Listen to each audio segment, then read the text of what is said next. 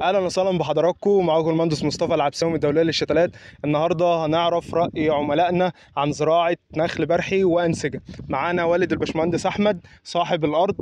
اهلا بك يا باشمهندس. اهلا بحضرتك يا هندسه. والله احنا جبنا نخله قبل كده بصراحه وطلع يعني الله اعلم بيها. هو العينه موجوده هي وطلع ونشف. كان فسايل في نسبه لما عرفنا بقى ان حضرتك يعني الشتلات بتاعتكم وكده ورحنا شفناها مره واثنين وثلاثه فاقتنعنا بيها وربنا يخضر لنا ولكم المسلمين يا رب. ربنا يخضرها لك. ربنا يبارك لك يا حبيبي. وانت شركه يا استاذ احمد. احنا طبعا اتشرفنا بالمشتل الدوليه وبصراحه من افضل الناس اللي اتعاملنا معاهم من حيث الامانه والجوده الاداء في الشغل.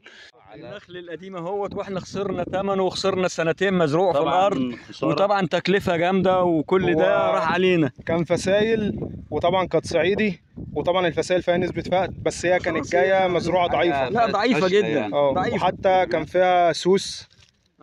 مصاريف اتصرفت على الارض وخلاص. وطبعا وقت من عمر الارض وتكلفه وعطله، فطبعا يعني لا يصح الا الصحيح بصراحه. ربنا يخضرها لكم ورب باذن الله تاخدوا رزقها. وتشرفنا بحضراتكم والله. شرف لينا طبعا. ربنا يخليك. شرفنا المشتل الدوليه على دماغنا. خير للناس. ربنا يخليك. ده رزق. ربنا يخليك. طبعا بيجي على ايدين الناس الحلوه والناس الكويسه. هم طبعا الرزق بيجي على ايديهم. طبعا عمر احمد عادل. تمام. ده يعتبر يعني الحفيد للارض. لا ده هو ده صاحب الارض. لا الصغير مين؟